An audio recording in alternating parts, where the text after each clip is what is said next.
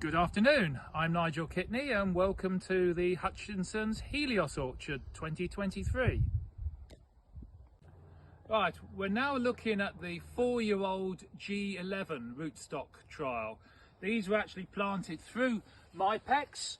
The roots were cut off and the soil, hole was augured and the soil poured back through.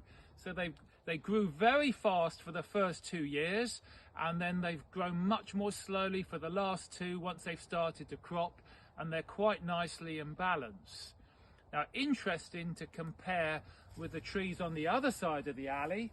These are actually 7-year-old M9, and yes, they're cropping well, but you can see there's no vigor in there, and we attribute that to the coming into crop very early and the fact that they're not resilient to replant disease.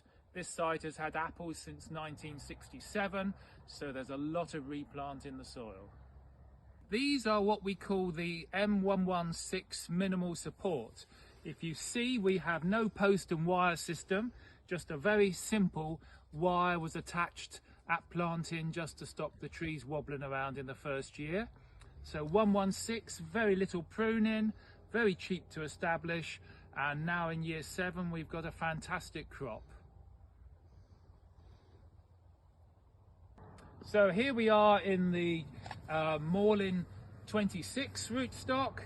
You'll see compared to the last plot that the trunk is a little bit thicker, the trees are a little bit more vigorous even though it's a replant site, a bit more like the G11s, and we've got a good crop. However, if you look over this side of the plot, you'll see that we're still getting some degree of canker. We've had to take the top out of the tree here because of canker, so it's not resilient to canker. Right, here we have the M26 V spindles, but we've grown 4 legs out of 1 rootstock. These trees had a very poor start. In their first year they were smothered by weeds and then by rabbits, so they're now in their 7th leaf and we're just about forming the full tree, and the hope is that these will be relatively easy to manage because the vigor is diverted into 3 cropping areas and they're starting to look really quite promising. Right, here we're in V spindles again. The difference this time is that we have 1 tree for every limb. So these are M9, also year 7, but you can see that there's a full crop on them. In fact, the crop is controlling the vigor. They have been chemically thinned.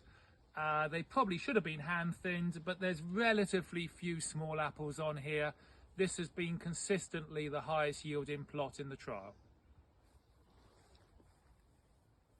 Right, this is probably how not to grow apples. These are M9 and they're planted east-west, and the idea was to lay them at an angle like a photovoltaic array to optimize the amount of light. But you can see we've had to do quite a lot of engineering and reinforcing.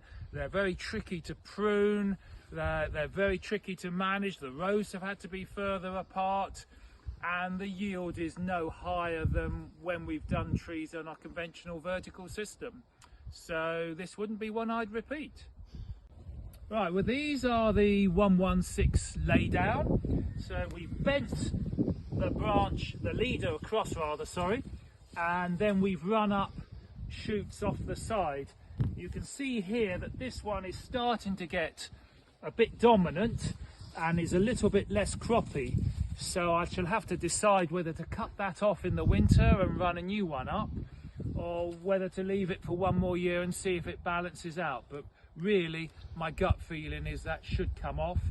But you can see that there's a very nice crop here, and as the rows are only 6 feet apart, the yield per hectare should be very good.